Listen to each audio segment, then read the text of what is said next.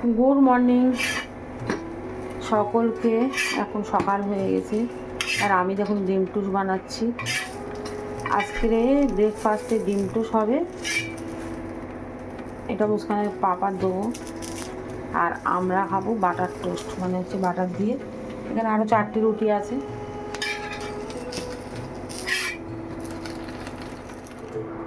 এখানে butter toast করছি, একটু হালকা করে বাটার লাগিয়ে দিয়ে। ওরে বাপরে, চাও পড়ে যাচ্ছে, গেল চা পড়ে। তো টোস্ট হয়ে গেছে। আমার সকালবেলা ডিম টোস্ট ভালো লাগে না, একটু বাটার দিয়ে রুটি সেকেই ভালো লাগে। তো আমার চা নিয়ে নিয়েছি, এই বাটার টোস্ট আর চা। চলে এসেছি স্কুল থেকে। আজকে গেমস ছিল, ওই জন্য আমি গেমস ইউনিফর্ম পরে গেছিলাম। গেমস করিয়েছে? এই গরমে গেমস কেউ করায় তুই বল? ভেতরে ছিল। ও ভেতরে করিয়েছে?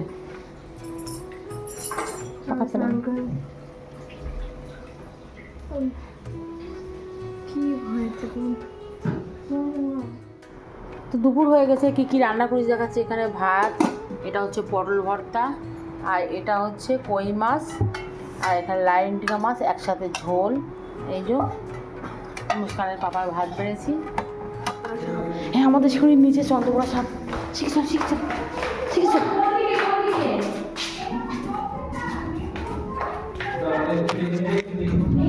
এই মেঘ বাচ্চা করছে। ও ঘরে আছে। ওই ভিতরে ঢুকে গেছে, বেরিয়ে গেছে মনে হয়। কোন দিকে? জুতোটা দেখো, ছোট জুতোটা দেখো, তুই সরে আছিস। দেখো তুই সরে আসিস।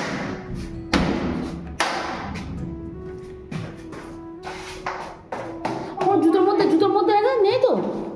আরে বৌদি জানে না, ঢুকছিল বৌদি আসবে। এই বক্সটা পিছনে হতে পারে, বক্সটা পিছনে না ভাই, নিচে নেই না।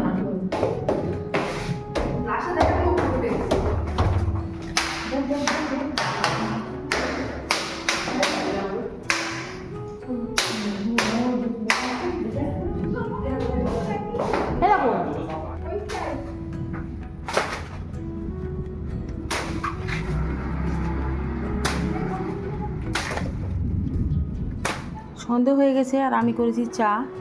চায়ের সাথে এই খাস্তা বিস্কুট। আর মুস্কানের পাপাও চা খাচ্ছে।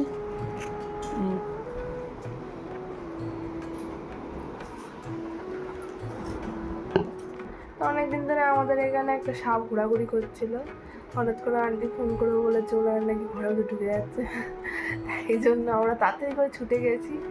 আন্টি তো একেবারে বিশাল ভয় পেয়ে গেছিলো সাপটা জানার পরে।